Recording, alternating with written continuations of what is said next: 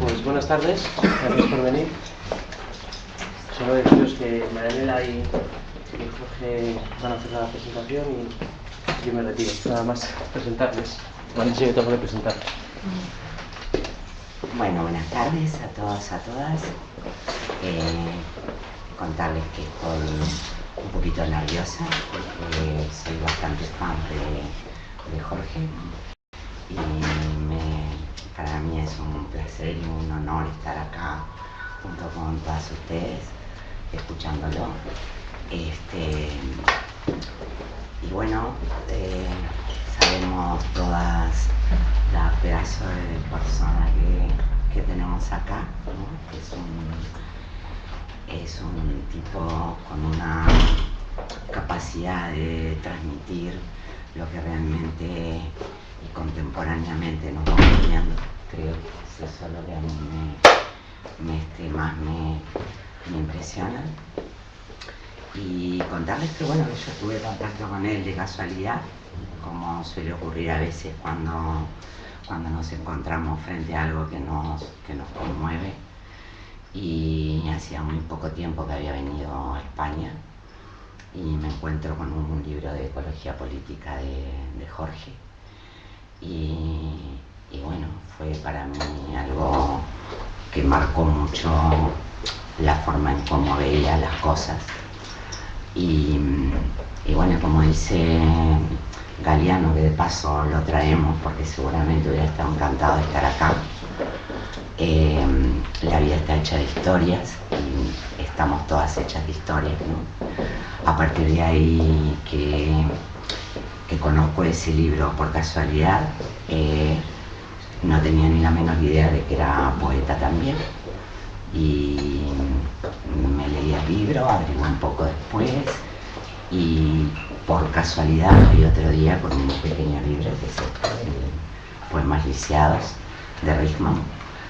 Y bueno, es el que hoy he traído porque este libro creo que tiene un contenido muy importante. No sé si alguien lo ha leído, pero lo recomiendo así muchísimo. Alguno había por aquí, he firmado un par de ejemplares. Es un librito precioso y de hecho, bueno, yo he escrito sobre él, espero que no te moleste y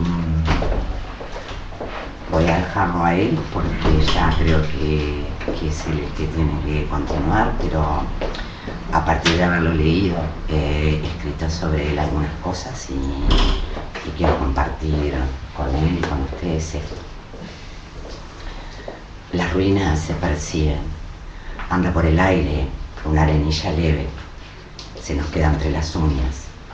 Las pestañas pesan empolvadas y un rumor, una lacónica sílaba en medio del silencio, que no sé cuándo será. Desconozco el idioma del viento, pero trae cataclismos varios, abismos negros. No sé cuándo será.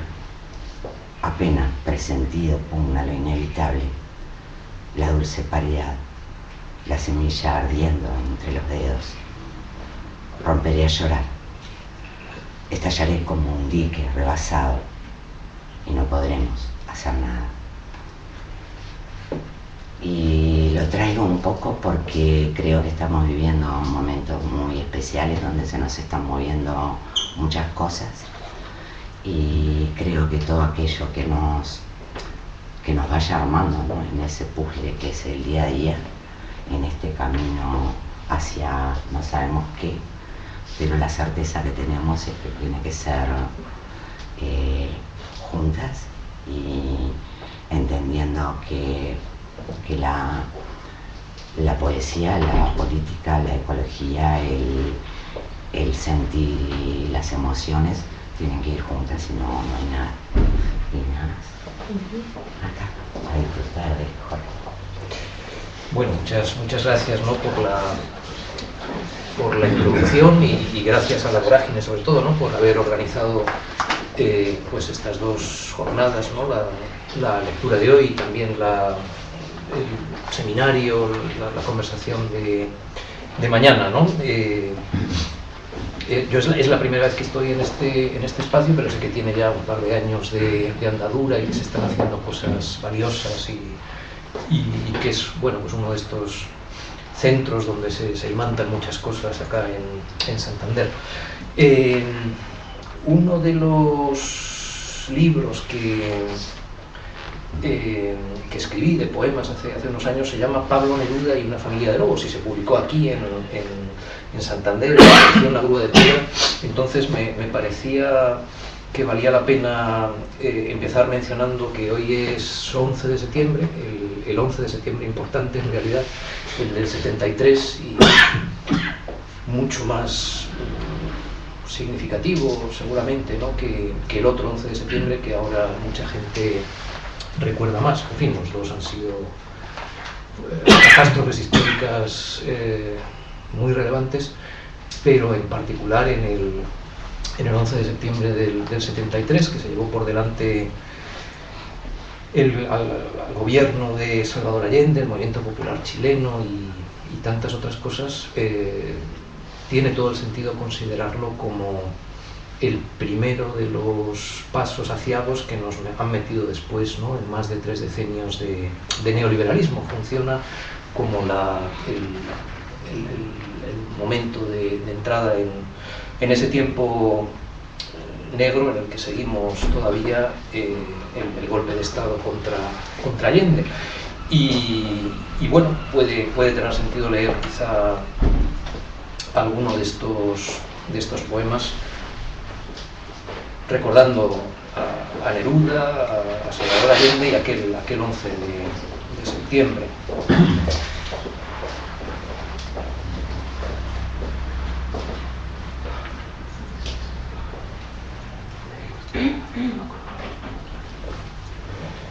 Y también por haberse publicado el libro en Santander, ¿no?, con La Grúa de Piedra. Extraño, porque uno escribe buscando y buscándose, mas todo lo que encuentra es recibido, viene de fuera, regalo, don, encargo. De modo que un poeta no tiene identidad, sino algo que podríamos llamar posiblemente destino.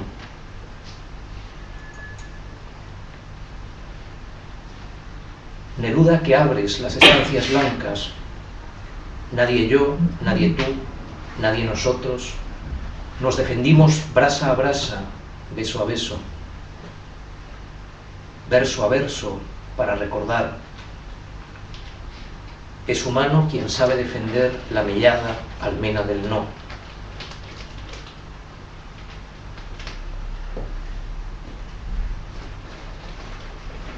Quien piensa que el meollo es la lucha de todos contra todos por el granuloso acopio de poder,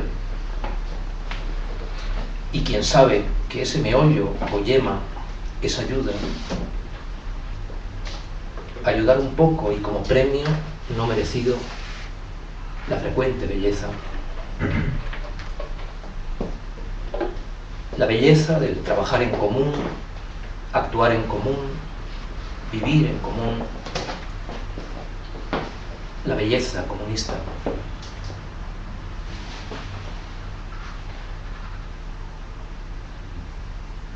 La poesía, que es lo que más importa, nada importa al lado de la vida, la de todos, la tuya.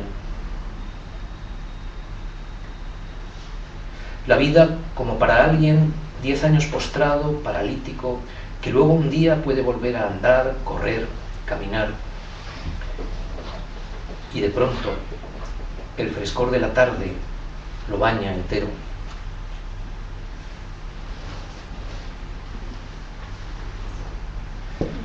Los poetas se ven abrumados con una tarea casi imposible: no olvidar lo que significa ser un hombre vivo, una mujer despierta, de pie en medio del mundo. Recordar que venimos de un amor y de un pánico que arrancan hace 200.000 generaciones. No nos gusta tener que asumir esto, preferiríamos vacar a otras faenas y placeres, pero lo hacemos porque nadie más quiere y esa canción áspera no ha de quedar desierta. La poesía, decía Ferlinghetti, es la voz de la cuarta persona del singular. Ahí hemos de llegar. La poesía no engendra nunca un animal unívoco. Puede ser, por ejemplo, un asunto de prótesis o de revelaciones. Decimos muchas cosas cuando decimos poesía.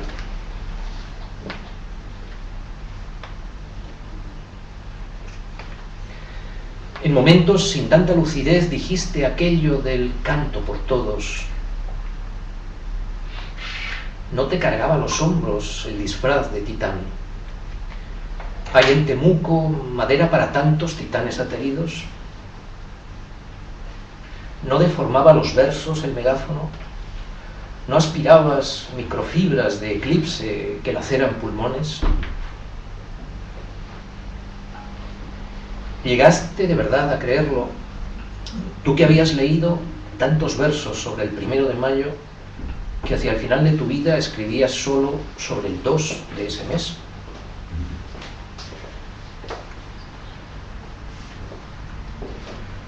Neftalí Reyes, en dolor y en verso, ¿quién acrecienta tu nombre?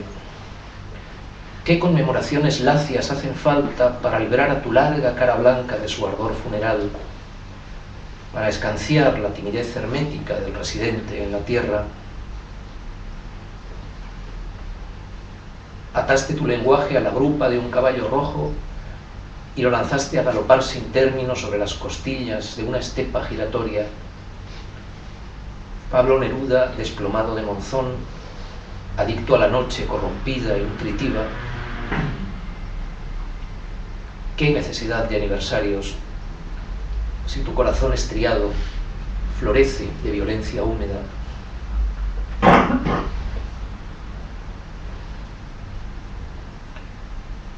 Tantos versos que son llaves para lo infinito, ese infinito doble hacia afuera y por dentro, y no carroña suculenta para nerudólogos, pablólogos, caballoverdólogos y otros espeleólogos. Tantas páginas que zarpan como un bergantín solar, acalambrado por la furia de corderos y de fotones. Tantos poemas izados con la fascinación algebraica por la vida.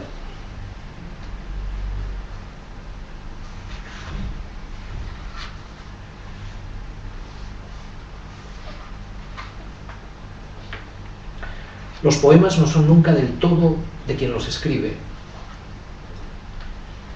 Primero, porque a menudo ese transcribe simplemente regalos que le dan. Segundo, porque como se sabe, más que escribir poemas, somos escritos y reescritos. La lengua es animal. Tercero, porque una vez publicados los poemas, casi son más de quien los lee que de quien consta como autor en la portada. Cuarto, porque antes de ser publicados, su incompletud refleja la incompletud del mundo humano.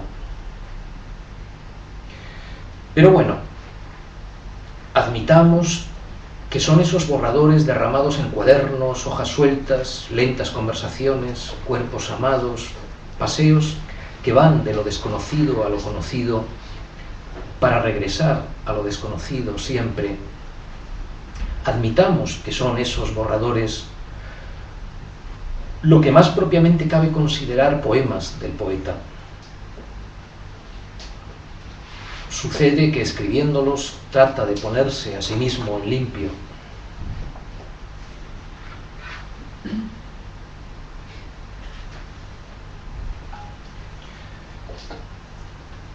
No traicionar a la vida sería el primer mandamiento. No ceder a la sobrepotencia de Tánatos. Y las cuestiones estéticas solo tendrían sentido como preguntas vitales.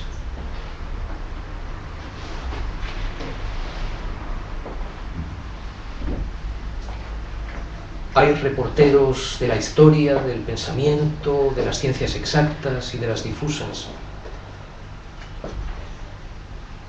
El poeta es el reportero de la vida.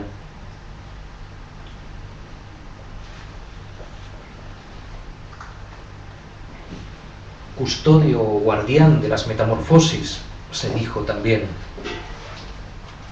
Grave responsabilidad. Bueno, lo dejaremos en compañero expectante de alguna ocasional metamorfosis y de más de un florecimiento súbito.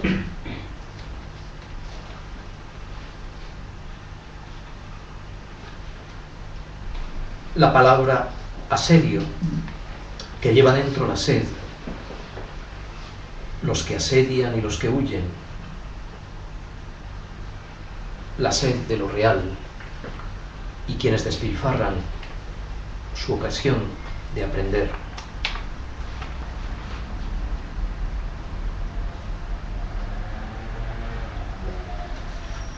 Las anécdotas devoran a la poesía como las hormigas a un escarabajo herido cerca del hormiguero. Y sin embargo, las anécdotas dan de comer a la poesía, como el nutritivo bolo regurgitado sacia en el nido a la piante prole.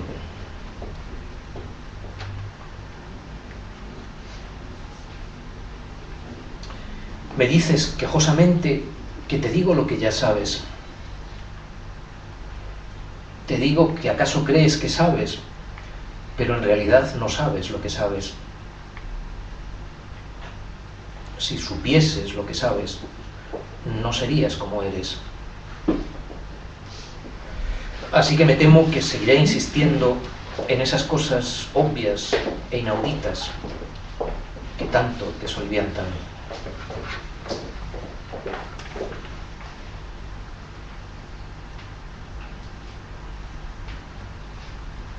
Si se piensa que nuestro trabajo es hallar la salida de los callejones sin salida,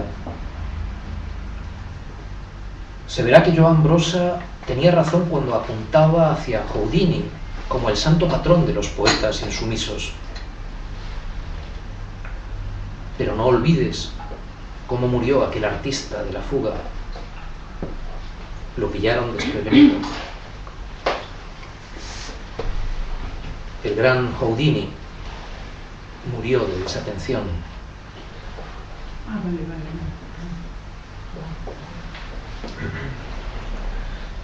No aceptamos la poesía como un refugio de irreductibles, una reserva india o majada de locos sementales refractarios. Sabemos que es el aire del mundo, la nuez roja para el hambriento y el vaso de agua para nuestra sed.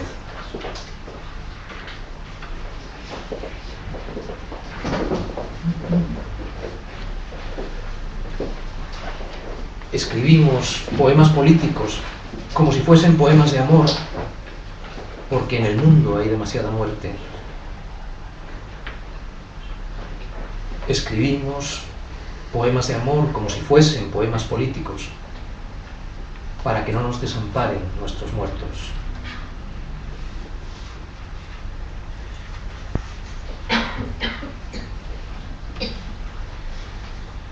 Dos momentos de oleosa tiniebla. En la siniestra Argentina de Videla, dos mujeres condenadas a muerte y una de ellas que le escribe a la otra algunas palabras de aliento, garrapateando una de las voces de Antonio Porquia.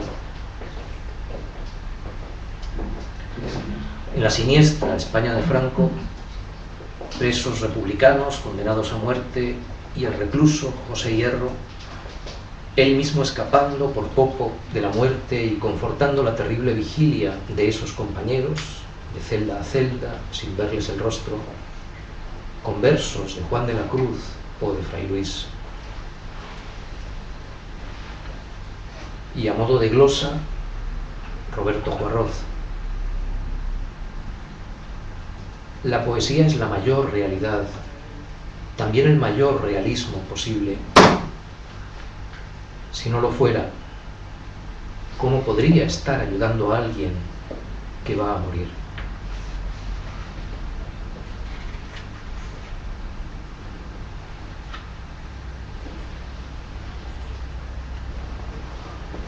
¿O cuánto cuesta, cuánto llegar a residir de verdad en la tierra? Qué boca extenuante, qué pegajosa órbita. Cuánto nos dilapida tanta fuga celeste, tanta leyenda láctea. Qué sede agotadora se nos cuelga del hambre, lastra el vértigo limpio y estorba nuestro empeño de residir ahí.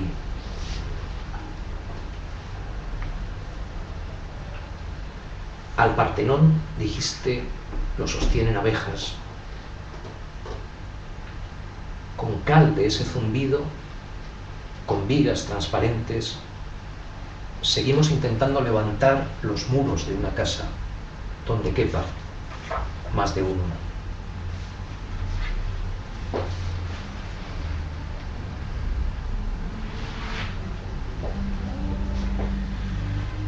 Construyen cohetes interplanetarios para escapar de la verdad de la muleta, la verdad de la sémola y el beso.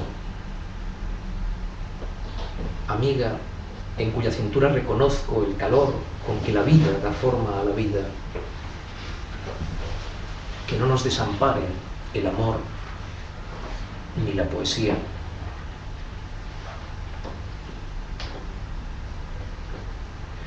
Y de repente la brisa se despierta y todo vive, absolutamente todo. Bueno, eso es una serie de poemas de hace unos años cuyo origen está en un aniversario de Neruda y bueno, luego seguí escribiendo, se me cruzó Neruda con la familia de lobos, esta a la que se refiere el título del libro. Y bueno, como expliqué antes, pues no era quizá mala manera de empezar aquí en Santander, y además son poemas en los cuales el aspecto ese de homenaje a Neruda pues hacían fácil como el plantear también ideas sobre la propia poesía, hacer un poco de metapoesía, ¿no? Como dicen los críticos literarios, en fin, exponer pues alguna de las cosas que uno piensa o intenta, ¿no?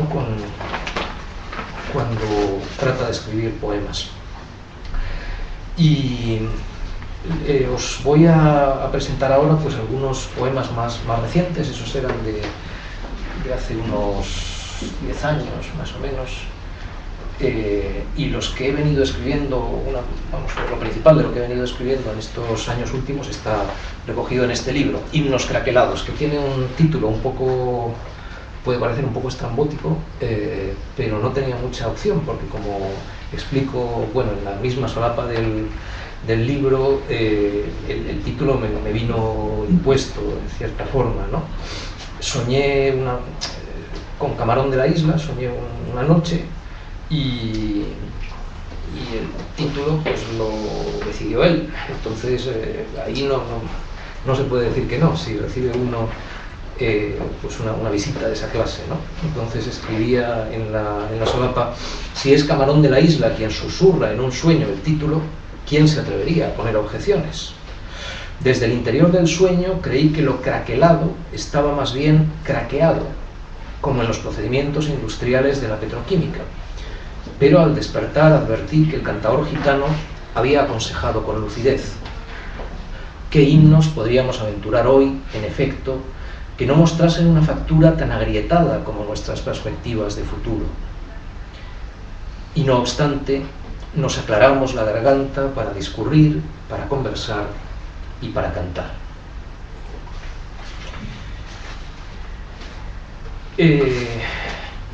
El libro tiene una estructura, bueno, hay un preámbulo y un final y luego tres partes que recogen de alguna forma, bueno, una idea viejísima pero valiosa, pues es la del microcosmos en el macrocosmos. También ha sido habitual para mucha gente en distintas culturas el asociar de alguna forma el cuerpo humano, ¿no?, con elementos de su entorno. Yo hace tiempo que pienso, junto con otra gente, mañana hablaremos de ello también, que somos ecodependientes e interdependientes. Titulé un libro así.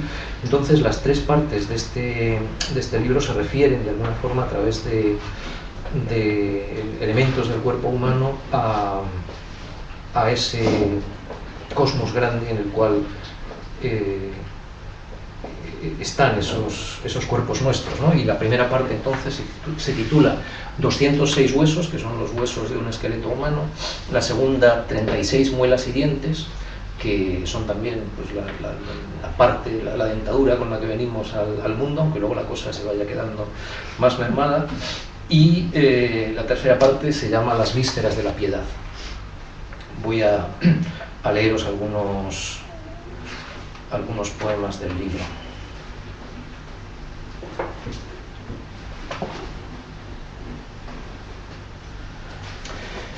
El preámbulo con el que se da paso, se invita a caminar a la lectora, al lector, dice: vamos ligeros. Vamos ligeros, amigos, vamos ligeros. Ligeros vamos en la mañana fresca.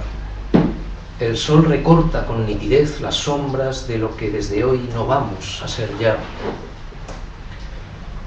Januarius, mes del dios de los caminos, el dios de los principios y finales, el de la doble faz que nos inquieta tanto.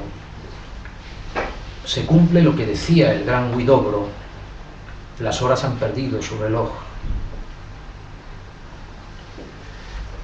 Un cuerpo es sus cicatrices desde la umbilical en adelante, costuras en la gleba, surcos en el cerebro. Pesa poco el atillo de cicatrices y ausencias. Cuidado, no perdamos ninguna, son preciosas. Tendremos suficiente paciencia para la bondad. ¿Habrá bondad bastante para aprovisionarnos de paciencia? Vamos así ligeros en la fría mañana. El tacto de la luz nos reconforta. Inconcebible, pero sólidamente, el aire guarda huella de todos y cada uno de los pasados vuelos. Vamos, vamos, amigo, que ahora toca atender no a lo que ya sabías, sino a lo que no sabes. Recuerda, élitros de razón gozosamente frotados, refrotados en el gran ahuehuete del estío. Hoy, poesía descalza, fresca mañana, tiempos entreverados, pasos libres. Solo se justifica la servidumbre a lo manso. Sabe la mano izquierda lo que hace la derecha, y el pie izquierdo, no digamos, ¿cómo no? Pero desciende hacia mares sin surcos, campos sin tanto estiércol hermeneuta. No es cierto que amor lastre los pasos. ¿Qué orientación hacia el nido? No cedas a la superstición que te asegura que la pasión atina siempre en lo oscuro. Amiga, vamos. Ea, que toca caminar ligeros.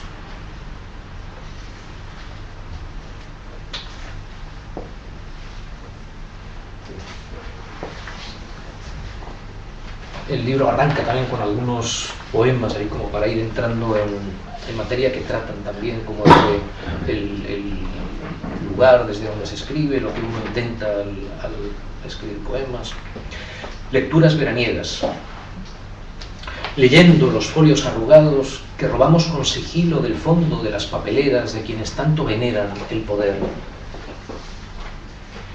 Leyendo los hexámetros de hace 3000 años que narran los trucos baratos de la diosa Ojizarca y la furia ciega del cíclope. Leyendo las cotizaciones del oro y del petróleo, y el brutal tamaño del amasijo de credit default swaps relativo al PIB mundial, leyendo El vuelo de la gaviota, alto, solar, eterno, tan breve como mi vida, leyendo delgados oráculos en huesos de aceituna y falangetas inconcebibles de Australopithecus sediva y fugas eléctricas en el vino blanco, leyendo y leyendo para tratar de entender.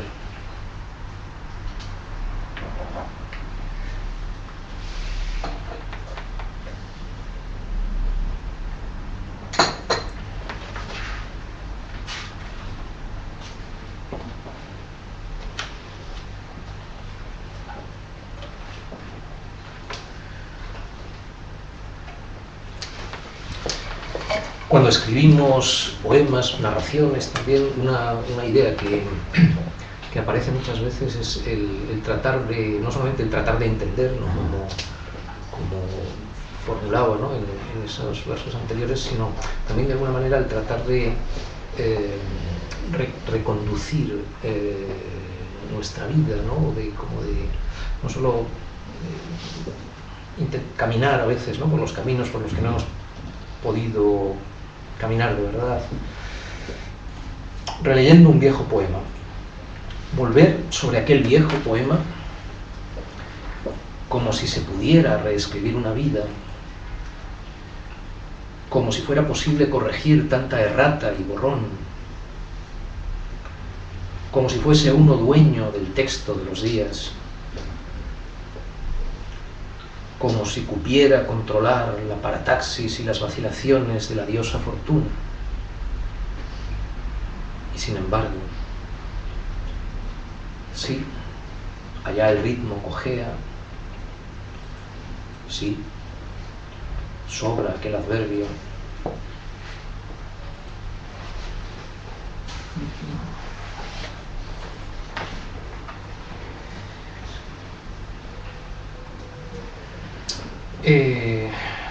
Hay otro poema que también tiene que ver, bueno, antes me refería a lo del título del libro y Camarón. Este poema es un poco peculiar y está también como dado en un sueño. Puede parecer, no es que yo sea un visionario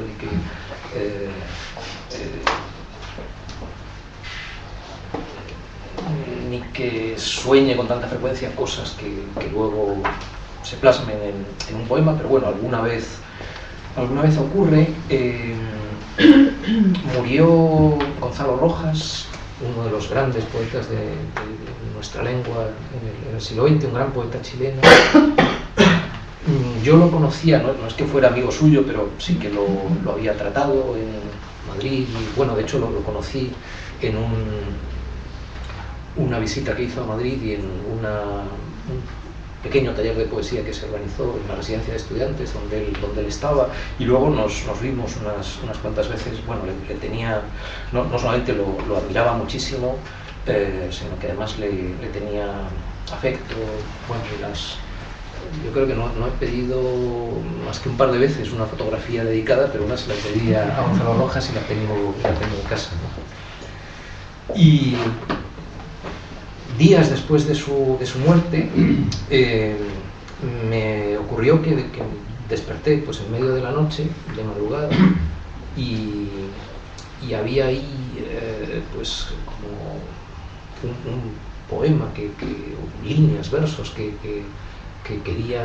estaban ahí como llamando para ser escritas, lo cual en aquel caso concreto era muy incómodo porque tenía que madrugar al día siguiente, y si cedía pues aquella insistencia y me terminaba de despertar y hacía algo, iba a estar para el arrastre a la mañana siguiente, ¿no? Entonces me resistí bastante, y sin embargo al final pues tuve que prestar atención a esto. De hecho había pues una pequeña trampa, porque el par de versos con los que yo estaba ahí entresoñando luego no están, o sea, no tenían que ver con lo que venía después, era una especie de añadaza, ¿no? Pero bueno, sí que ocurrió de alguna manera pues que, en fin, tomándolo con un granito de sal, ¿no? Como decían los romanos, pues de alguna forma Gonzalo Rojas estaba por allá. Pero Gonzalo Rojas cerca de un búfalo blanco. Soñé con Gonzalo Rojas, él siempre estaba llegando. Levántate, mijito, ve aquella esquina espiral de tus estanterías, lee el libro aquel de Antonio Cisneros, el de Lima, que cuando llegó a tus manos no llegaba.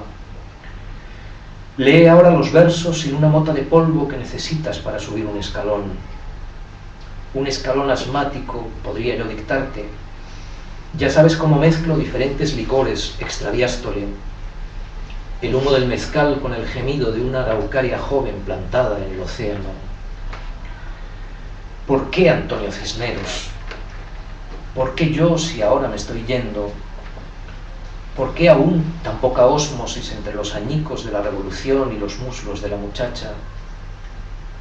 ¿Por qué una angustia roja como un grito en medio de la noche? ¿Qué va a ser roja, mijito? Ay, no me desdigo, pero me despregunto. No era un grito, sino un búfalo ciego. Lo voy interrogando, grande y blanco, sediento como el deseo de justicia. Atente a lo descalzo. Hay que dar a los muertos su espiralita de amor, de dulcedumbre, para que no sigan rodando por el cuenco. Nosotros somos surcos que recorre una mano más grande que el sentido. Pero no me hagas caso, no me hagas casco o cuenco. Dicen que yo llegué después de un accidente cerebroestelar a no sé qué supremo choclo en boca de perrito. Mentira o desverdad, estoy llegando. De aquella sal de las constelaciones, solo un poco. Toma este saquito. Nada tiene que ver con autorizaciones. El culo del viejo Goethe no contradice lo que callo. En surcos cerebrales, meridianos no escritos, cortesía de aquella mano grande. Las 5:30 de la madrugada, tenemos muchos búfalos pendientes. Camarón sí que hubiera tenido que cantar al viejo Goethe. Inextinguible el fraseo de tu orfandad. Haz con ella alguna cosa, no con miseres a nadie. No jet lag, sino surco arándose a sí mismo.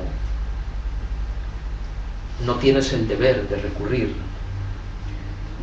Sifones, resurgencias nocturnas, a eso sí que hay que estar atento. No torres que braman, pero sí escalones. Escaloncitos como los que produce un niño que empieza a gatear.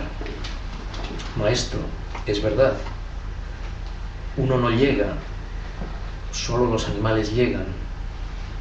Nosotros no más, en los ijares exactos de la noche, estamos llegando.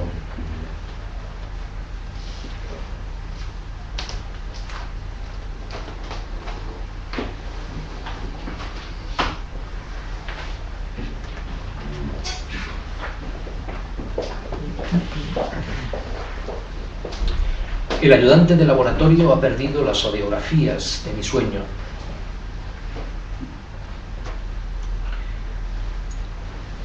Qué difícil vivir.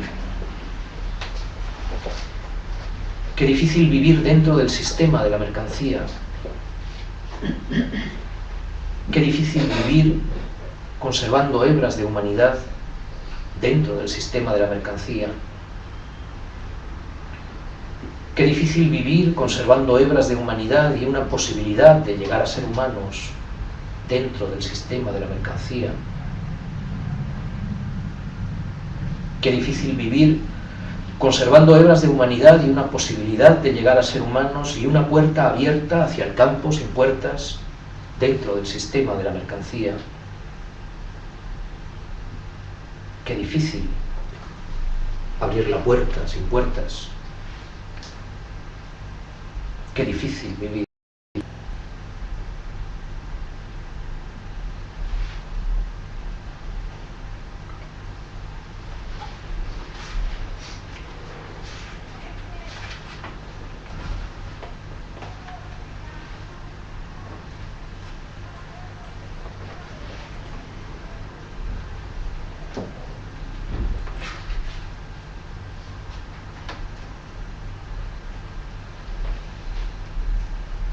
estación de tren de Morata de Jalón.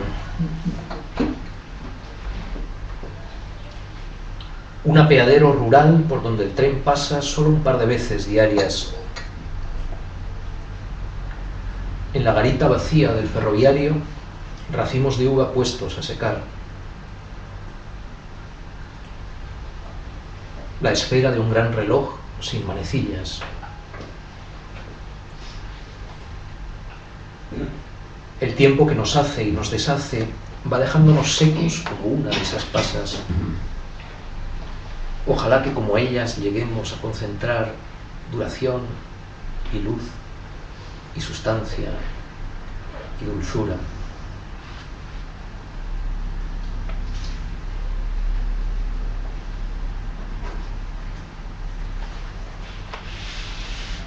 Lo realmente imperdonable de los poderes de este mundo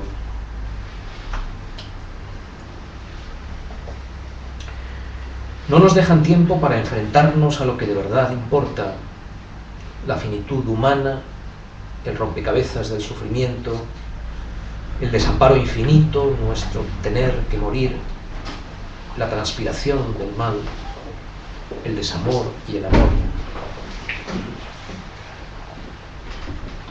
No nos dan respiro. 24/7, el día entero y la noche, semana tras semana, nos fuerzan a extraviarnos en los asuntos más primitivos. Empresas multinacionales, adquisición y transmisión de propiedad, creación de dinero por los bancos, privatización de lo común, tramas financieras, autoridades corruptas, fraude en los impuestos, cuentas ocultas en paraísos fiscales, conservar el empleo. ¿Qué comer mañana? Como si no lleváramos 200.000 años en la Tierra, o 7 millones, según desde qué tatarabuela decidamos echar cuentas, y unos 8 milenios en las ciudades.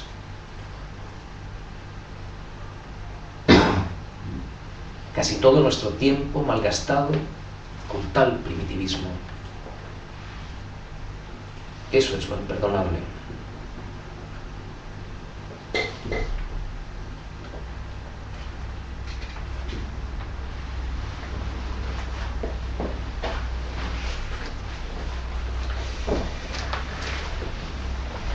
Bueno, en ocasiones lo vemos muchas veces, ¿no? Al leer poemas, pues es el encuentro con una, a veces con una pintura, con una escultura, con figuras literarias, lo que pone en marcha en muchas ocasiones, ¿no? una reflexión. A mí me pasó, bueno, entre otros momentos, con una estatua de madera. Bueno, el título del poema lo dice, ¿no? Es un título largo que dice: estatua de madera de una mujer moliendo cereales, mastaba del cortesano Ti en Sacuara, Imperio Antiguo, quinta dinastía, aproximadamente 2400 antes de nuestra era. En una sección de objetos egipcios en un museo, vi una de estas estatuas que son muy características, bueno, de las representaciones que había, ¿no? en tumbas del Antiguo Egipto. A mí me impresionó mucho porque lo vi la primera vez en otro museo hace muchos años, estas representaciones de siervas moliendo grano, ¿no? dentro de las tumbas. Conmovedoras hasta lo indecible esas figuras de mujeres egipcias arrodilladas mientras muelen cereal. Cuando vi la primera, no había cumplido aún los 25, pero las conservamos en museos no porque los dominadores concediesen gran valor a las mujeres o a las labores de las clases bajas. 9 de cada 10 personas en aquel reino antiguo, sino porque ellos deseaban fuerza de trabajo dócil hasta después de la muerte. Eran sepultados en compañía de siervas con la esperanza de que esas frágiles figuras siguieran cumpliendo sus tareas con discreción y eficacia durante la entera eternidad. Da vértigo pensar en la interminable molienda diligente ejecutándose en lo oscuro de la mastaba fúnebre. Hablamos de liberación, nos atrevemos a veces a soñarla. Pensamos sin duda en la reducción y reparto de los trabajos penosos. Contamos los siglos desde que nos afligen patriarcado, ejércitos y estados. Pero no habrá liberación humana mientras no consigamos que cese el cautiverio de esas esclavas que muelen y siguen moliendo el trigo de los señores muertos desde hace casi 5000 años ya.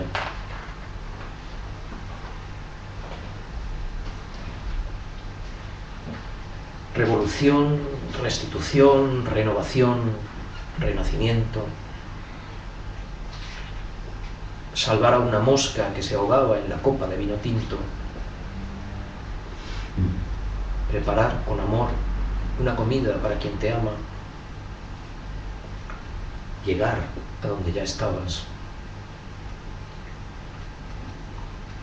La montaña creció hacia el interior.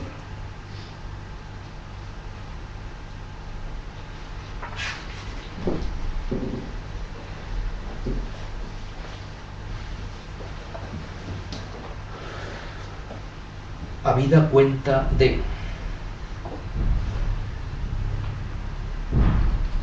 Y ahí estamos, consagrados a la física de partículas y a la filología del indoeuropeo, mientras el capitalismo destruye el mundo. Absortos en el vuelo de una falda o inquietos por la salud de nuestro perro, mientras el capitalismo destruye el mundo. Tratando de mejorar la nota tras un examen que salió mal y de llamar la atención a ese chico que nos gusta, mientras el capitalismo destruye el mundo. Preguntándonos si el año que viene seremos capaces de seguir subiendo hasta un quinto sin ascensor o trastornados por el precio de los medicamentos, mientras el capitalismo destruye el mundo. Comprobando si queda una moneda perdida en el parquímetro, o soñando con ese nuevo perfume rebosante de feromonas, mientras el capitalismo destruye el mundo. Atesorando la vieja epifanía del primer verano junto al mar, e intentando comprender la marcha errática de aquella jodida magnitud estadística, mientras el capitalismo destruye el mundo.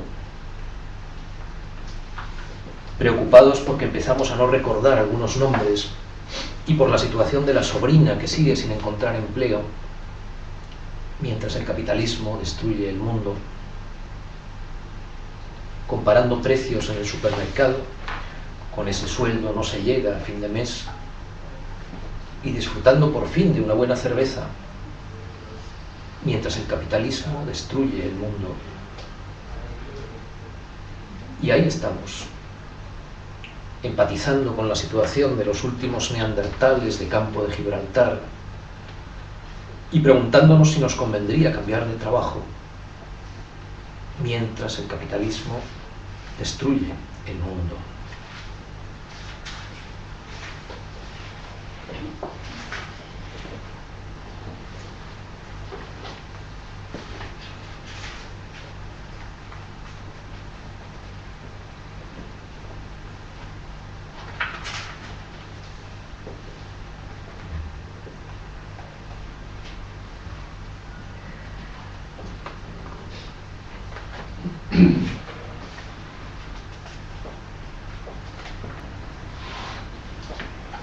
Tres medidas. Instituciones, tecnologías, sistemas de poder se supone que existen porque satisfacen necesidades. En realidad, cuando de veras tienen éxito, crean la necesidad de sí mismas. Y por eso existen y existen y siguen existiendo.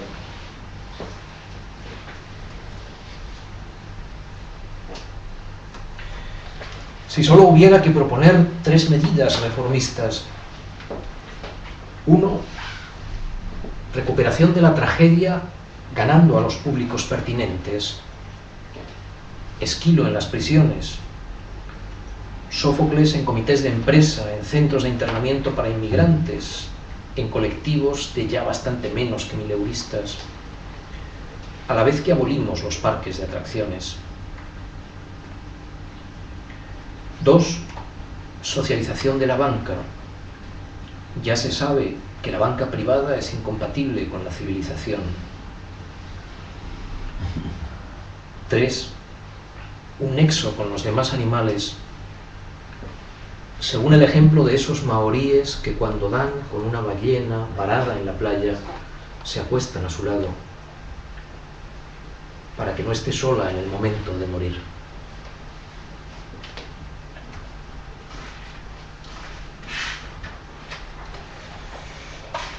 Bueno, igual me estoy extendiendo demasiado. Leo un par de ellos más y luego si queréis pues podemos tener también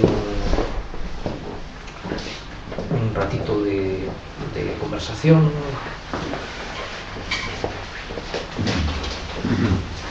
Fidelidad. La piedra de Sísifo sueña con una nueva montaña. Sísifo no sueña con otra piedra.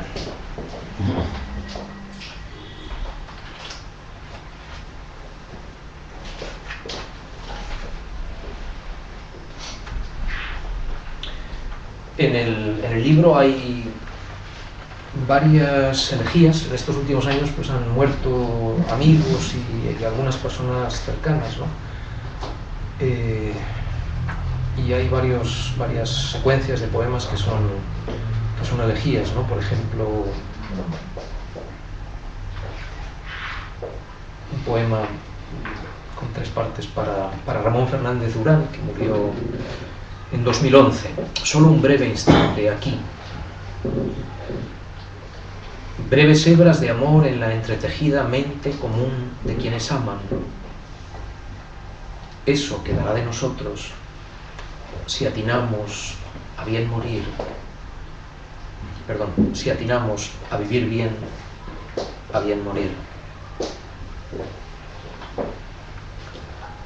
Sin hacer ruido, marcharse.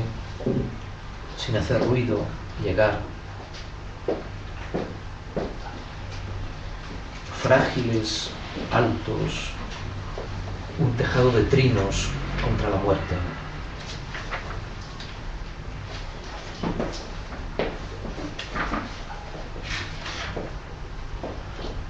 Bueno, son años en que murió Paco Fernández Güell, murió Félix Grande, murió Nicanor Vélez, varios amigos, en algún caso amigos,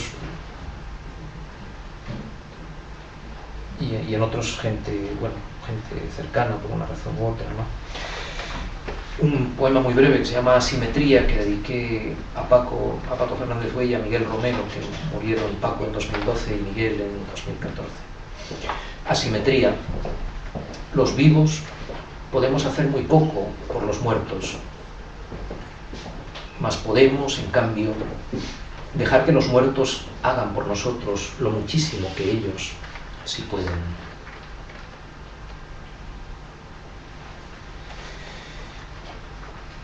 Y hay poemas relacionados con otros muertos, homenajes. Uno, por ejemplo, a Fermín Salvochea, quizá no esté más. Bueno, es en un libro, lo escribí primero para un libro colectivo de homenaje a Salvochea, que bueno, pues es uno de los grandes políticos, revolucionarios y alcalde de Cádiz en tiempos que nos quedan ya muy atrás y con los cuales pues, estamos reanudando también de alguna forma, ¿no? Una de las cosas de las primeras cosas que hizo el nuevo alcalde de Cádiz, Kichi, cuando asumió su responsabilidad hace semanas, fue poner un retrato de Salvochea en el despacho, ¿no? Fermín Salvochea nos pregunta: ¿desde cuándo los sueños de los vivos con los muertos apaciguan? Los sueños de los muertos con los vivos son pesadillas. ¿Cómo ayudaremos a la abeja para que ésta pueda ayudarnos a nosotros? ¿Dónde crepita mi insistencia? ¿Dónde burbujean tus vacilaciones? ¿Cuándo sale la cabeza del hombre de la boca de la serpiente en vez de la cabeza de la serpiente de la boca del hombre? Si los pinsapos siguen acariciando a las guerrilleras de bruma, ¿cómo puede ser que la mano que entrega la moneda no se dé cuenta por fin de que es ella la que está recibiendo? ¿Qué hago yo preguntando tanto y tanto, más de 100 años después de mi muerte? ¿Cuándo soldarán las costillas rotas de la tragedia? ¿Por qué no nos basta la nervadura de trinos para levantar la bóveda del día? ¿Cómo puede ser que en los ojos de la gitanita de Cádiz y en los de la morita de Tánger brillara la misma lumbre y la misma alegría sin mancilla? ¿Por qué la libertad sigue vistiendo harapos? ¿Cómo liberamos el potencial del mito sin que nos atrape su gran red barbada de conformidad, su aliento de ceguera? ¿Por qué no se caen las columnas del desamparo?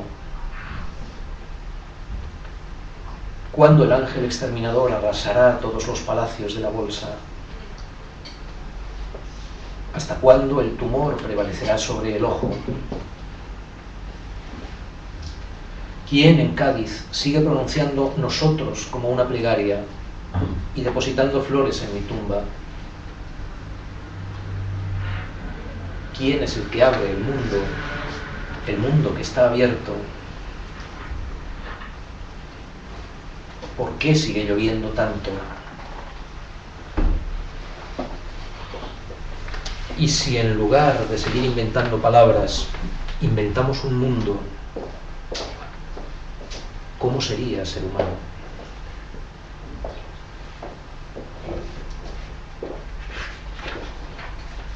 Bueno, ya termino, por lo menos de momento.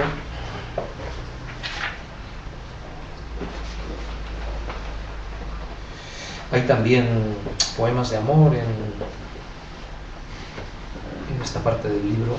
Leo uno de ellos y con eso yo creo que ya no fatigo más vuestra paciencia. No acostumbrarse. El milagro siempre renovado de tu desnudez, y en la trastienda el temor a que deje de renovarse algún día. Fragilidad, madre y padre míos, tuyos, de todos.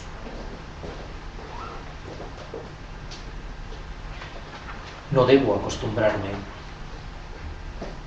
Me repito, un milagro lo es porque no se repite.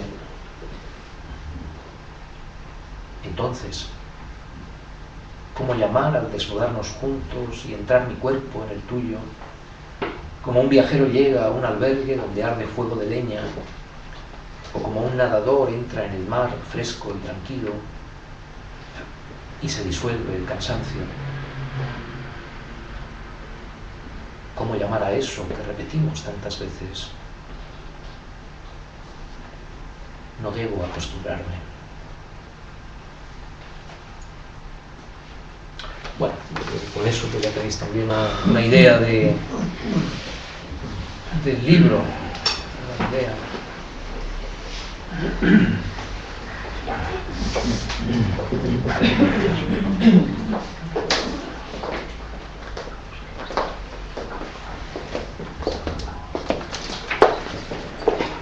Con lo cual, pues, si alguien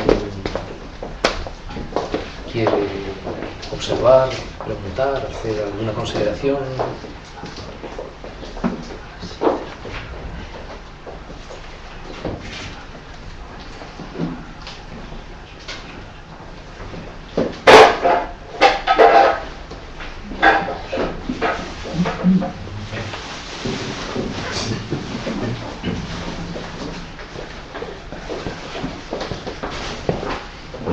A mí, si me permites, Claro. yo no sé mucho de esto, pero he echado un poco en falta los ritmos, algún ritmo más ritmo, no sé. Puede ser, puede ser. A veces me parecen aforismos, tal, no sé. Sí. No sé, ¿cómo lo veis los demás, las demás?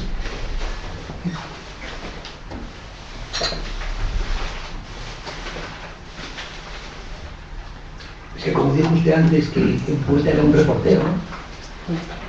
Entonces a lo mejor hace reportes, ¿no? Es una de las cosas que puede Le oí decir eso. hacer en poesía. Sí, lo decía en la secuencia aquella de poemas que tenían algo que ver con Neruda. Decía en cierto momento, sí, el poeta es un reportero de la vida. Es una de las cosas que puede intentar. Y el reporte a veces lleva ritmo, otras veces no, otras veces es plano, otras veces no. No sé. Sí, a ver,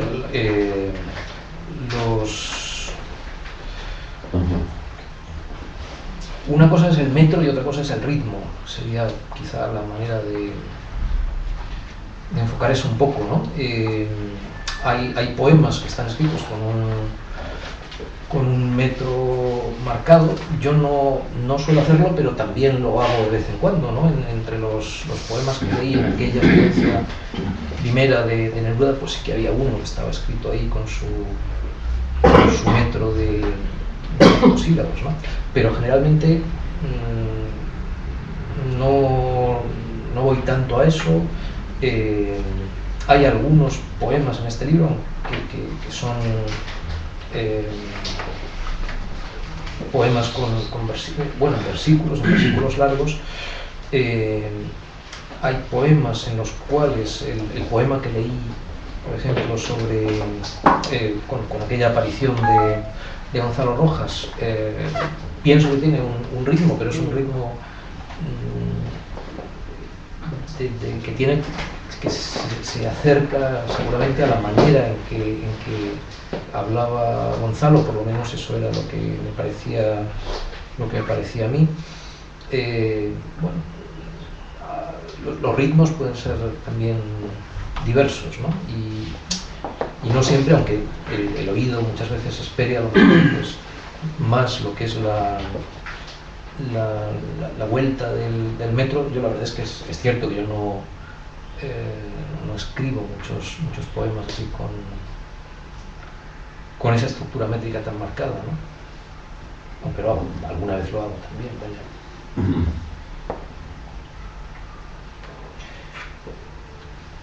A mí me ha gustado que son pensamientos escritos, ¿no? Cuando uno piensa, no piensa métricamente. Reflexionar lo que te viene. Sí, no, bueno, depende. Ahí las experiencias de los poetas son variadas, ¿no? Cuando leemos lo que escriben o lo que han dicho, ¿no? Sobre la manera en que funcionaban. Hay poetas, y aunque a lo mejor no lo esperásemos, si solamente accedemos, ¿no? al producto final, al poema, para los cuales lo primero no es, y eso es bastante frecuente, no es la aparición así pues de un segmento de discurso, digamos, ¿no? Un pensamiento, sino más bien un elemento rítmico todavía sin palabras que busca plasmarse, ¿no? Mayakovsky, por ejemplo, decía algo así, ¿no? de cómo escribía, por lo menos una parte de lo que hizo. En fin, es difícil generalizar, ¿no? Porque hay, bueno, la poesía pues es como una casa amplia con muchas habitaciones, irregular, con un libro de mi amigo Juan Carlos Mestre, se llama La Casa Roja, ¿no? Si esa Casa Roja pues la tomamos como la casa de la poesía, pues viene a ser una casa con muchas habitaciones, con pasillos, con zaguanes, con puertas condenadas, con ventanas, no siempre encuentra uno lo que espera encontrar, hay sorpresas, bueno. y no es fácil generalizar también. En realidad, pues las formas de vivir cerca de la poesía son diversas, yo creo.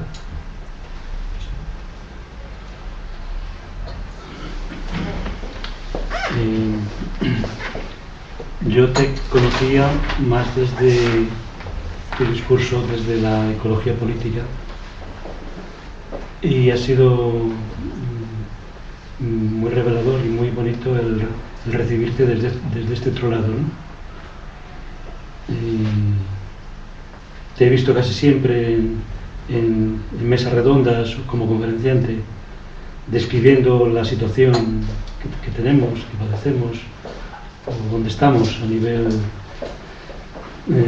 ecosocial, ¿no? Y donde, claro, sale más una vertiente racional, ¿no? Descriptiva racional y entonces esta manera de expresar, que yo además me identifico mucho con esa parte que conozco, pero de ir a traída desde otro lugar, ¿no? Desde el mundo poético emocional, ¿no? Me ha sido muy enriquecedor, ¿no? Me ha gustado mucho tu lectura, más allá de los contenidos, los silencios. Tus silencios después de cada verso, después de cada grupo de versos, porque dejas un tiempo para que cale.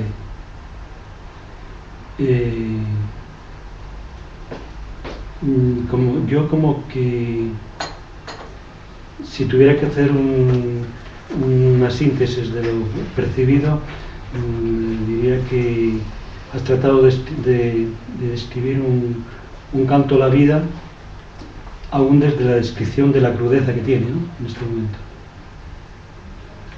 Porque me cuesta encontrar a veces situaciones que describen la realidad tal como está, que no lleven al pesimismo y se queden ahogadas en el pesimismo.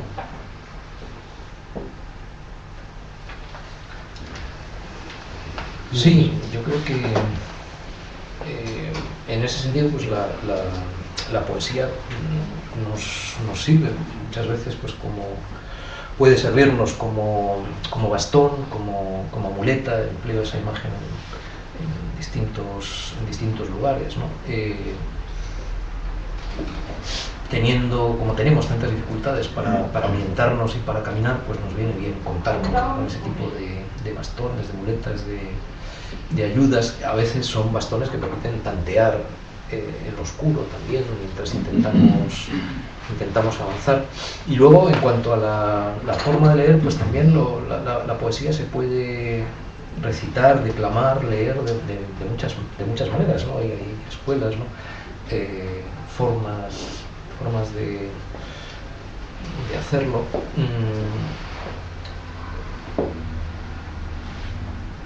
Yo en general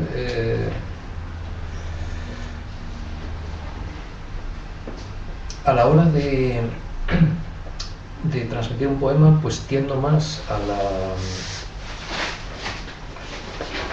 a una lectura pues poco cadenciosa y una manera como más plana de presentar los poemas, ¿no? Hay gente pues que recuerdo, no sé, hace muchos años en París. Yo pasé por allá, bueno, viví 3 meses en el otoño del 89, ¿no? Andaba traduciendo uno de los libros de Chartres, un gran poeta francés a quien he traducido bastante. Tenía entonces una beca que me permitió pues vivir 3 meses en París traduciendo a Chartres, que es una situación ideal. Ojalá se hubiera dado más veces.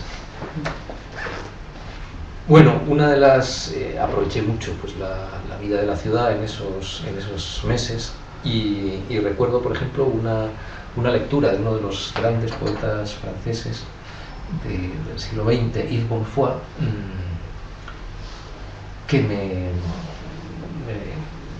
sorprendió pues por yo creo no respondía a digamos la figura interior que yo había construido seguramente pues mientras leía a Bonfoy. Tenía esa manera, pues yo creo que muy retórica, un poco teatral, ¿no? de declamar los versos ahí con una voz profunda y cavernosa que se imponía, a mi juicio, demasiado para lo que yo prefiero. O sea, seguramente me parece que la palabra de los poemas tiene ya tal... los poemas de Bonfoy, por ejemplo, ¿no? Tiene tal capacidad de arrastre que más bien la manera de presentarlos debería como poner ahí cierto dique, operar más como conteniendo que todavía acelerando más ese proceso, porque entonces quien lo escucha se queda completamente desarmado. Claro que hay gente que prefiere eso, ¿no? Que prefiere pues ser arrastrado, ¿no? Por esa especie de torrente verbal, pero en mi caso casi intento lo contrario, más como poner cierta distancia, ¿no? Bueno, y en las conferencias y espacios de estos, cuando hablas de ecología social, etcétera, ¿no has usado alguna vez algún poema? Lo digo porque a veces el discurso racional llega hasta donde llega. En cambio, el discurso poético o la expresión poética llega a otros niveles que genera más cambios en el fondo, porque ayuda a desmontar. Aquí, en este centro que estamos, donde hay una corriente de trabajo sobre desaprendizaje, creo que es necesario desaprender muchas pautas que tenemos incorporadas, ¿no? Y el discurso poético, el lenguaje poético, ayuda, creo que más a veces que el discurso racional, ¿no? Yo no contrapondría tanto discurso poético y discurso racional, pero vamos, sí que entiendo.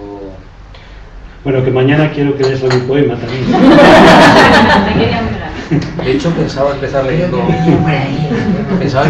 uno también del libro mañana, como arranque, sí.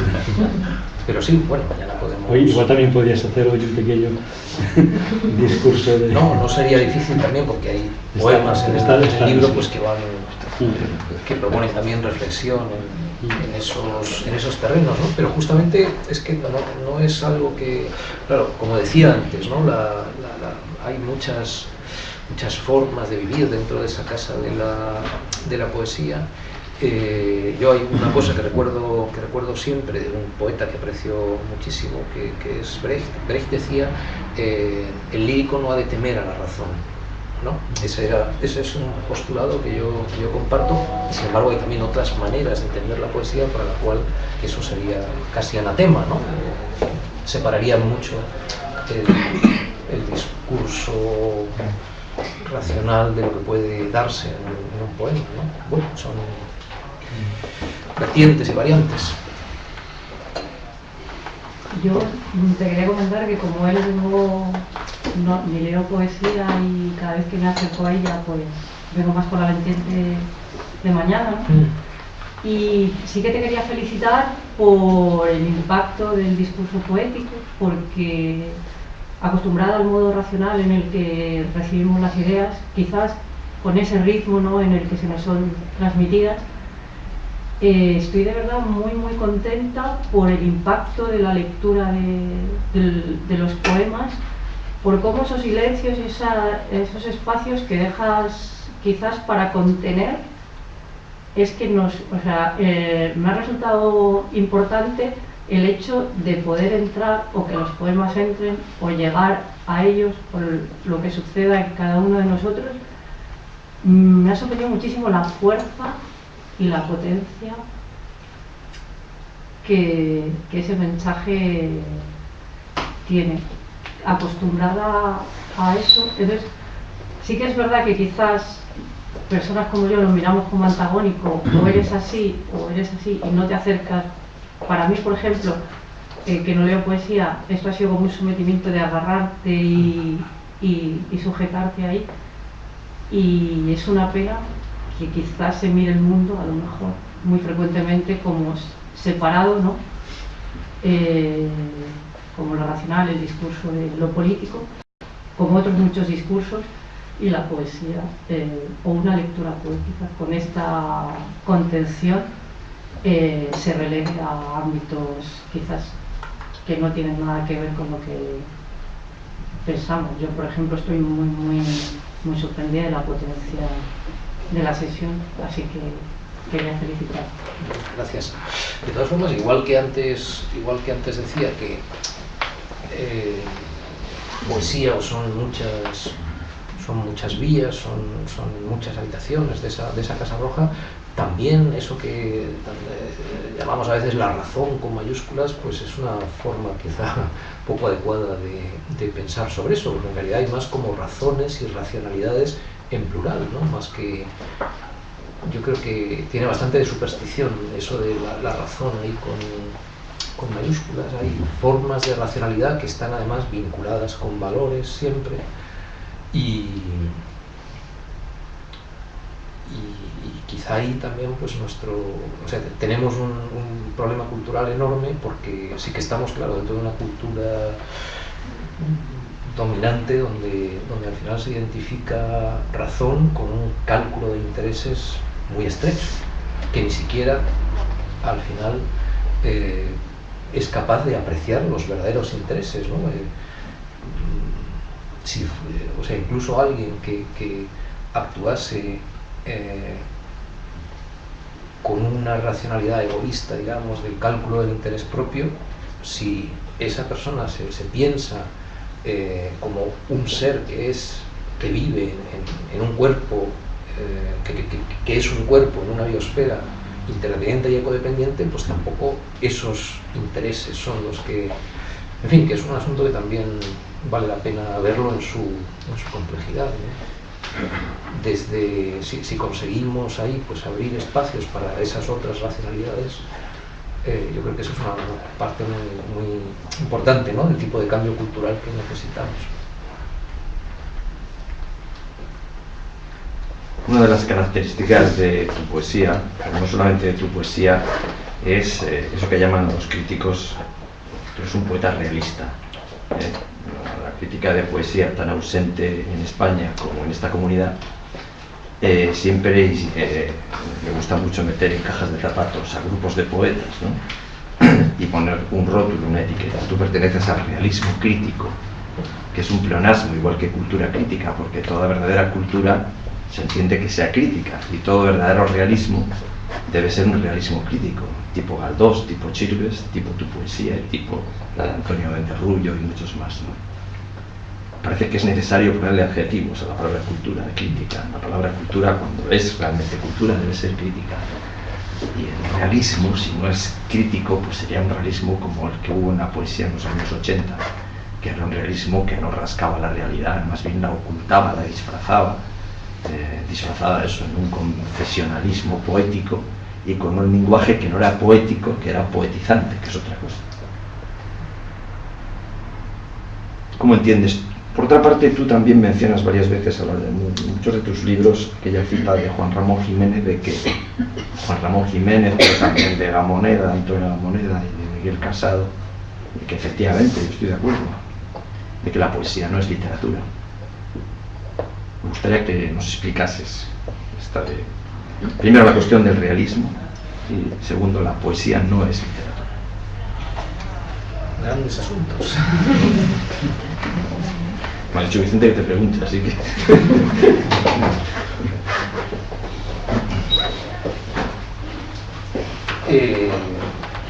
Con respecto a lo primero, realismo, pues sí, siempre que no olvidemos también que realidades se dicen plural, ¿no? Y que ante cada pretensión, ¿no?, que aparezca, ¿no?, de codificar un conjunto de vínculos o un conjunto de enunciados o un conjunto de representaciones como la realidad, pues enseguida tenemos que preguntarnos por lo que se está dejando fuera, ¿no? Entonces, si pensamos en términos de realidades y de los intentos por mantenernos fieles, ¿no?, a algunas de esas realidades que nos importan, pues sí, claro que sí. Pero bueno, ahí está la imagen que se ha empleado alguna vez, ¿no?, de que deberíamos pensar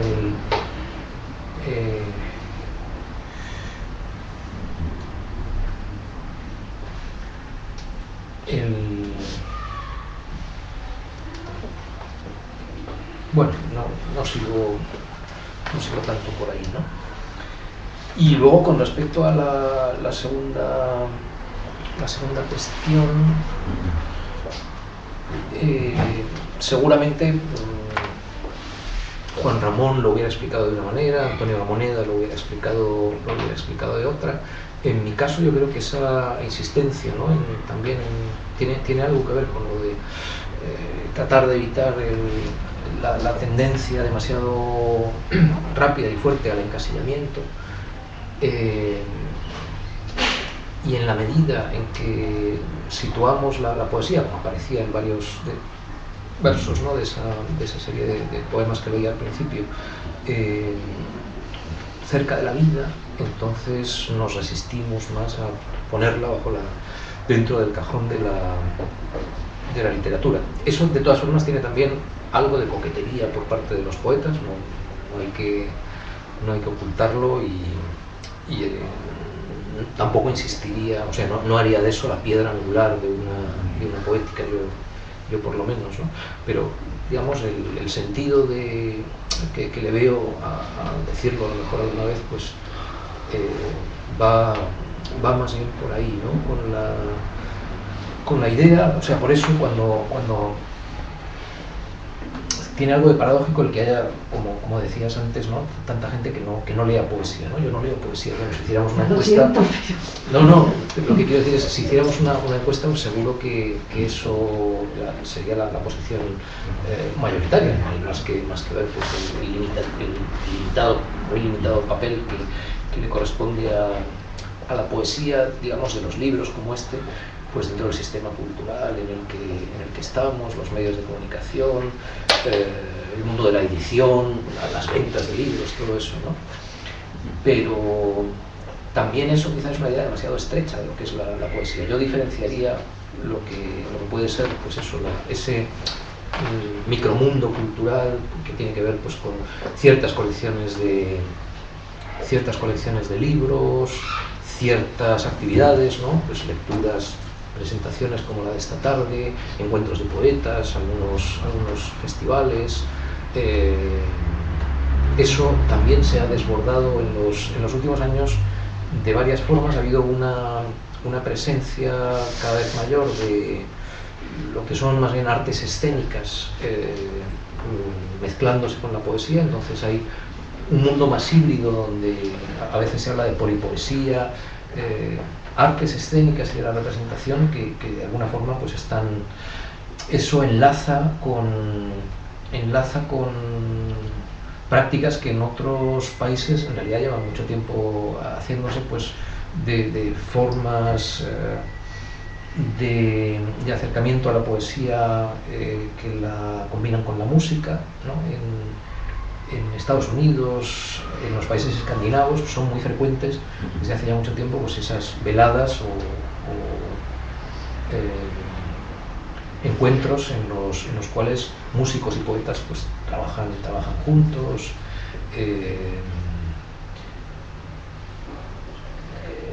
Veladas de jazz, por ejemplo, con músicos de jazz y poesía, donde se cobra entrada por pasar al concierto, a la lectura de poesía. Encontramos, o sea, por ahí, claro, llegaríamos rápidamente a la constatación de que en realidad hay, como eso nos lo enseñan los lingüistas hace mucho tiempo, ¿no? Hay una función poética del lenguaje que se puede manifestar en muchos contextos, de muchas formas, que de hecho está siempre ahí de alguna manera, y que eso puede cristalizar, ¿no?, en algo tan específico como pueden ser estos poemas del libro de poemas, pero puede estar también en otros lugares donde a lo mejor no esperamos tanto encontrarlas, ¿no? Pintadas, grafitis en las calles, y también de otra manera pervertida, pues anuncios publicitarios.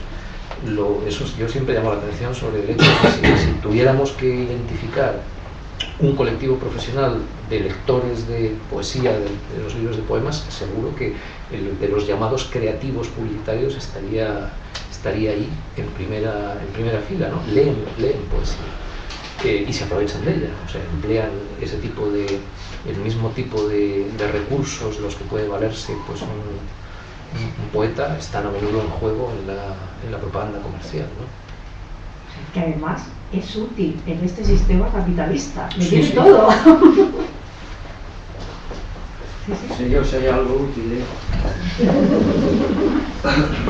No, pero que me parece muy interesante. Yo creo que el impacto que tiene este acto es que sí que provoca, al menos en mí, esa multiplicidad de lo blanco y lo negro, lo racional y lo poético.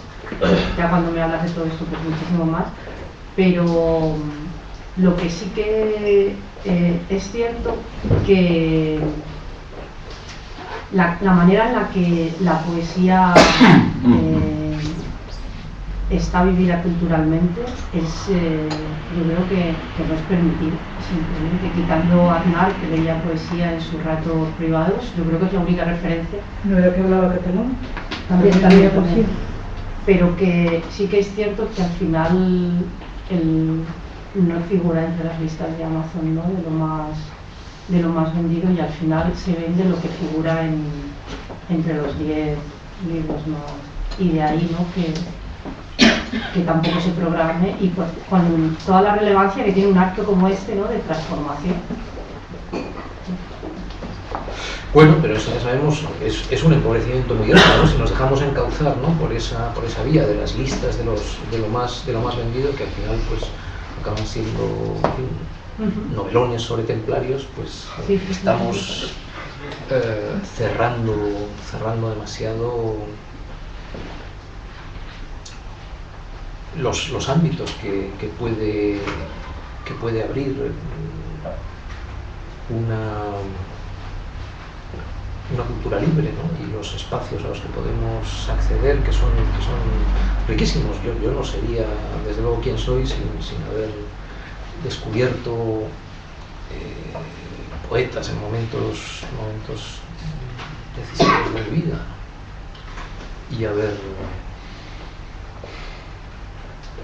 ido pues entretejiendo, ¿no? las cosas que he podido ir haciendo, pensando, diciendo con esos poemas que para mí han sido muy importantes.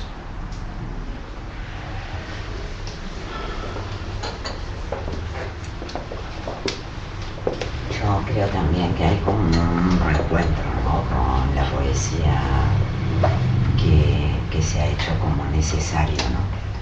La poesía mueve muchísima emoción, y bueno, yo vengo de un lugar donde la poesía sí se ve más.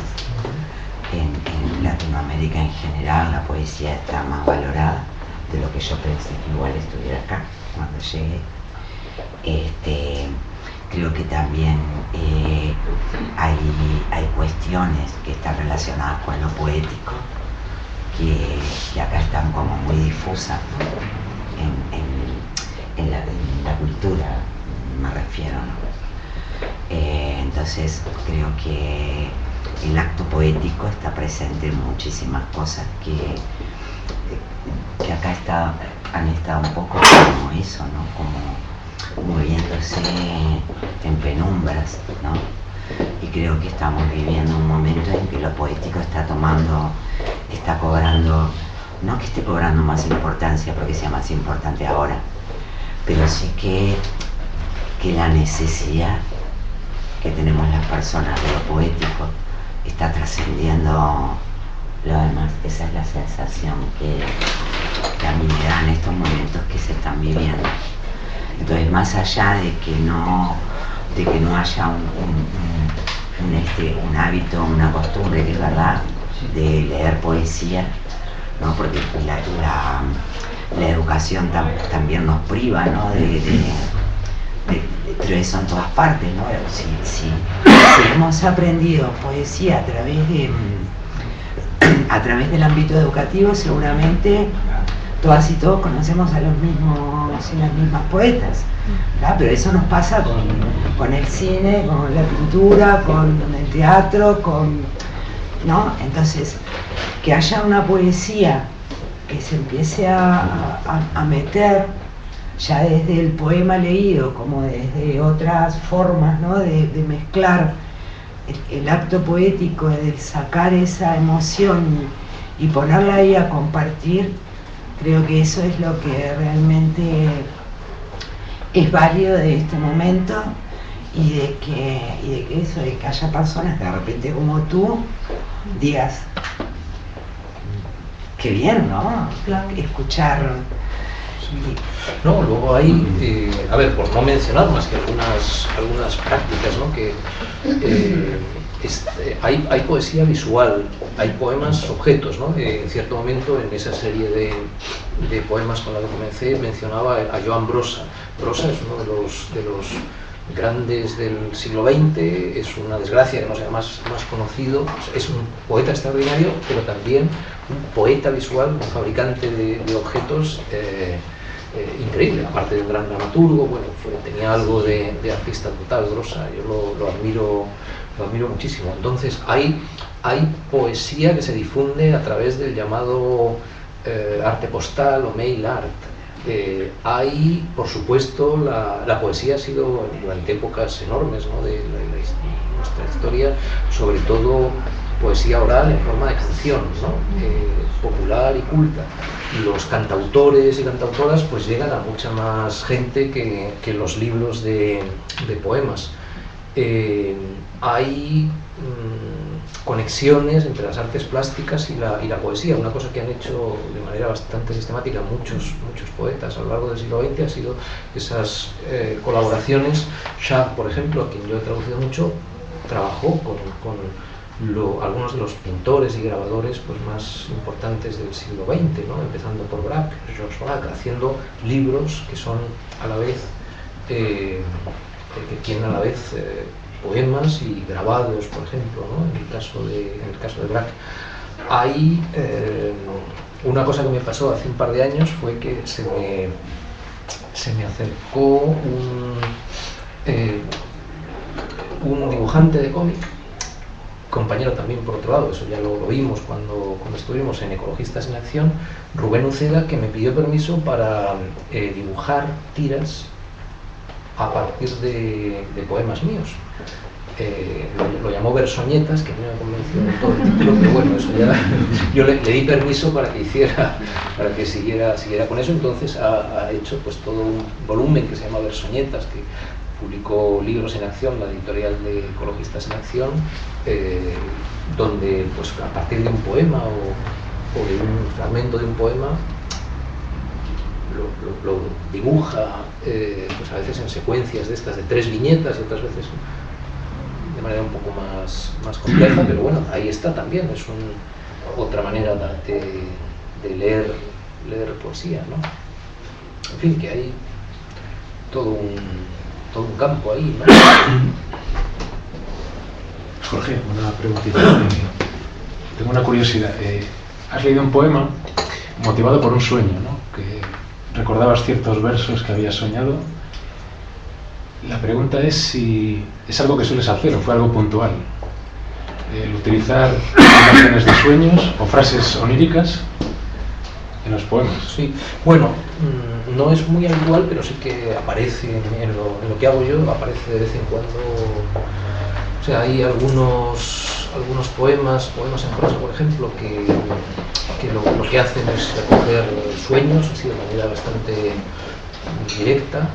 Y luego, en el caso de este poema de Cerca de Gonzalo Rojas, era un poco diferente, porque de hecho, aunque yo estaba, como os conté, mientras veía si me despertaba o no, como con un par de versos que pedían ser escritos. Sin embargo, eso no está luego en el poema tal como finalmente escribí, no está en esa especie de anzuelo inicial, ¿no? Sino que fue terminar de despertar, y entonces, como habéis visto, en el poema de alguna manera es Rojas quien habla. O sea, yo tenía la sensación, ¿no?, de estar cerca en ese momento de este poeta y de escribir en cierta forma un poco al dictado, ¿no? Me impresionó mucho porque acababa de morir, y sin ponernos tampoco ahí pues estupendos. Bueno, era una manera de recibir una comunicación a través de, bueno, lo mucho que yo lo había leído durante años, y también la presencia que había tenido para mí, ¿no?, durante mucho tiempo. Sí, no sé si hay algo más, pero si os parece vamos terminando. Os podéis quedar después un ratito si queréis conversando, eso no hay problema. Nada, que muchísimas gracias por haber sido la maravillosa, ha sido un honor introducción para la Surada, que comienza contigo. Ya has visto lo que vas a traer después, el viento tuyo sur, lo que va a traer todo en los próximos meses. Ahí tenéis la programación, ¿vale?, en la mesita aquella, para que veáis lo que se viene a partir de ahora. Va a haber las siguientes actividades en octubre, y la primera descarga, que le llamamos descarga poética fuerte, la de apertura, va a ser el 31 de octubre, ¿vale? Pero bueno, ahí lo podéis ver. Nada, de nuevo agradecerte. Yo confieso que he estado toda la semana ratitos aquí leyendo los poemas tuyos sueltos, así que me ha servido como para conocerte un poco, porque en este libro he podido ver por dónde has viajado, en dónde has estado, un poquito lo que piensas, un poquito lo que sientes. Entonces están recogidas un montón de cosas que no es tan fácil encontrar, ¿no?, en un libro de poemas. Y nada, que muchísimas gracias a todo el mundo por venir, que para quienes conocéis La Vorágine ya sabéis que tenéis en la cajita de colaboraciones, y para quien no la conoce, bueno, pues tenemos ahí, para poder seguir manteniendo este espacio, una cajita para si queréis aportar alguna cosa, ¿vale? Y nada, como hemos visto y lo hemos hablado, que habéis disfrutado tanto de los silencios en la forma de recitar de Jorge,